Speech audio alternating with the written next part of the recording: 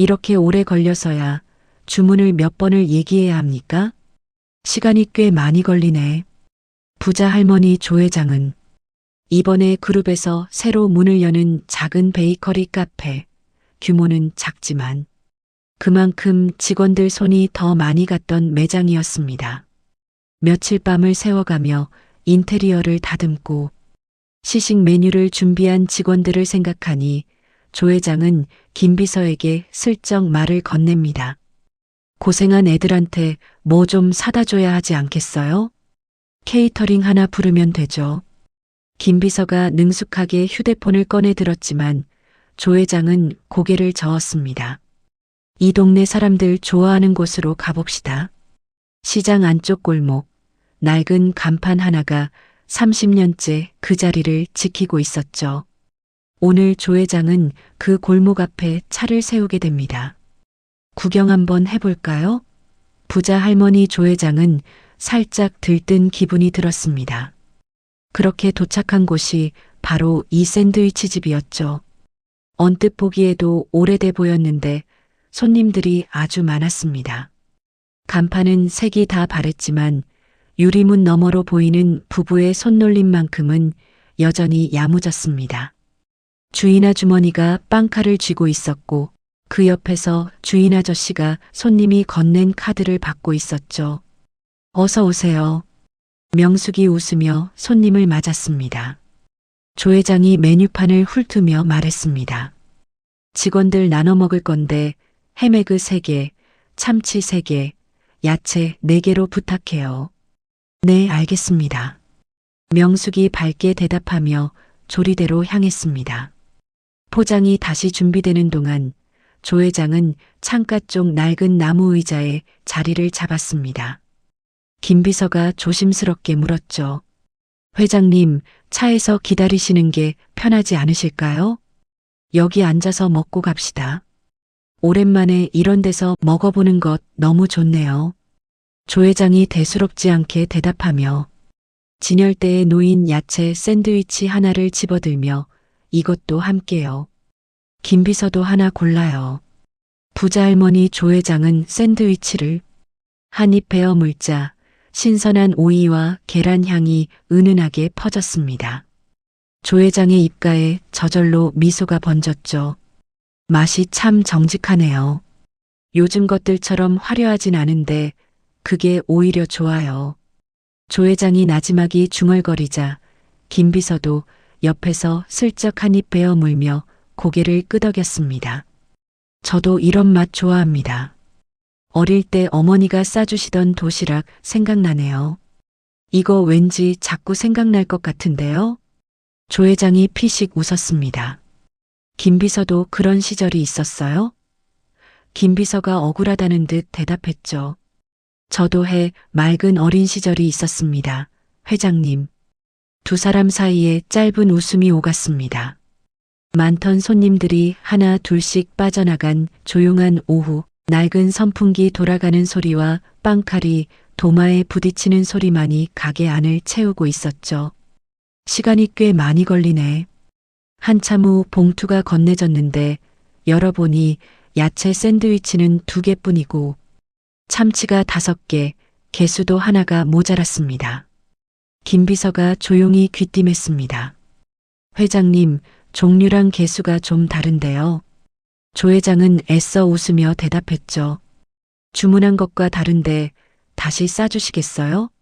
조 회장은 바쁜 시간대니 그럴 수 있다고 넘기면서도 손목시계를 한번 슬쩍 내려다보는 보았습니다. 시간이 꽤 많이 걸리네.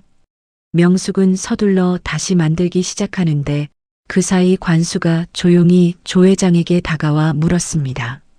손님 죄송한데 아까 주문하신 게 주문 다시 한번 말씀해 주시겠어요? 조 회장의 눈매가 이번엔 살짝 굳었습니다.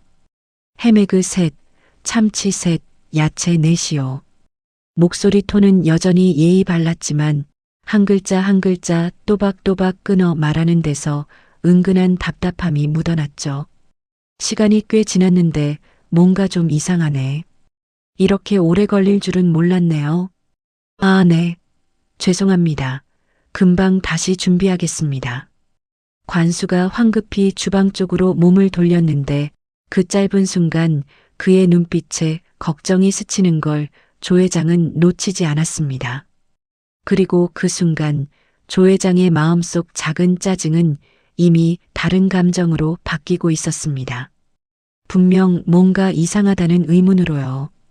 다시 준비되는 동안 조 회장의 눈에 문을 열고 들어오는 박씨 할아버지의 모습이 들어왔습니다. 매일 아침 출근길에 들르는 단골이었죠. 명숙 씨 안녕하세요? 늘 먹던 걸로 편안한 인사와 함께 자리에 앉았습니다. 명숙이 샌드위치를 건넸는데 봉투를 열어본 박씨 할아버지가 머쓱하게 웃으며 물었습니다.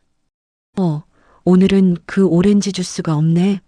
사장님이 직접 짜주는 그 맛에 오는 건데. 명숙의 손이 순간 멈췄습니다. 아, 죄송해요. 제가 깜빡했나 봐요. 목소리 끝이 미세하게 떨렸죠. 30년 동안 단 한 번도 빠뜨린 적 없던 그 습관이 처음으로 무너진 순간이었습니다. 조 회장의 시선이 그 장면에 오래 머물렀습니다. 단순한 실수 하나쯤으로 넘길 수 있었던 첫 번째와 달리 이번엔 뭔가 느낌이 달랐습니다. 평생 지켜온 습관이 무너지는 걸 보면 사람은 직감으로 알게 되는 법이니까요. 단순히 주문을 잊은 게 아니었습니다. 30년 동안 손님 취향을 하나하나 외우던 사람이 매일 아침 짜주던 오렌지 주스를 잊는다는 건 전혀 다른 이야기였으니까요. 조 회장이 자리에서 일어나 조용히 다가가 물었습니다. 이렇게 오래 걸릴 줄은 몰랐네요. 혹시 무슨 문제가 있으신 건가요? 남자 사장님은 샌드위치를 만들고 있는 아내를 바라보며 깊게 숨을 내쉬었죠. 사실은 제 아내가 얼마 전에 초기 치매 진단을 받았어요. 그의 눈가가 붉어졌습니다. 심하진 않았었는데 오늘 갑자기 이렇게 자꾸 깜빡하네요. 30년 동안 손님 얼굴만 봐도 뭘 좋아하는지 다 기억하던 사람인데 관수가 깊은 한숨을 내쉬며 아내를 바라봤습니다. 약값도 부담이지만 사실 그보다 더 걱정되는 건 이 사람이에요. 평생 이 가게를 자기 손으로 지켜왔는데 요즘은 예전 같지 않은 모습을 볼 때마다 가슴이 철렁합니다. 그는 잠시 말을 멈췄다가 애써 미소를 지었습니다. 그래도 가게만큼은 놓게 하고 싶지 않아요. 이 사람이 가장 행복해하는 곳이 여기거든요. 하루라도 더 좋아하는 일을 하면서 웃을 수 있었으면 좋겠습니다. 조 회장의 가슴이 덜컥 내려앉았습니다. 문득 오래전 자신이 돌봤던 가족의 얼굴이 떠올랐죠. 기억이 하루하루 옅어지던 그 시간, 사랑했던 사람이 자신을 알아보지 못하던 그 텅, 빈 눈빛을 지켜보는 일이 얼마나 힘든지 조 회장은 누구보다 잘 알고 있었습니다. 병원 치료는 잘 받고 계세요? 조 회장이 조심스럽게 물었습니다. 네, 그래도 계속 노력하고 있어요. 관수가 애써 웃어 보였습니다. 식사를 마치고 포장 샌드위치를 들고 조 회장과 김 비서는 자리에서 일어나며 짧게 인사를 건넸습니다. 오렌지 주스, 다음엔 꼭 마셔볼게요. 그리고 조용히 가게를 나섰죠. 다음 날 아침 가게 앞으로 트럭 한 대가 도착했습니다. 최신형 주문 키오스크와 신선한 과일 상자, 그리고 넉넉한 식자재 상품권이 내려졌죠. 그 위에는 짧은 쪽지 한 장이 놓여 있었습니다. 기계가 주문을 기억해 줄 겁니다. 사장님은 그저 손끝의 정성만 지키시면 됩니다. 오렌지도 넉넉히 넣어드렸으니 매일 아침 그 한 잔은 계속 짜주세요. 30년 단골들이 기다리고 있으니까요. 명숙이 떨리는 손으로 쪽지를 읽어 내려갔습니다. 관수가 그런 아내의 어깨를 조용히 감싸 안았죠. 조 회장이 창문 너머 부부를 바라보며 조용히 말했습니다. 기억은 기계가 대신해 줄 수 있어도 사람의 정성까지 대신할 수는 없지. 창문 너머 명숙은 여전히 익숙한 손길로 샌드위치를 만들고 있었습니다. 30년 동안 수없이 빵을 자르고 오렌지를 짜고 손님들의 하루를 챙겨온 시간들.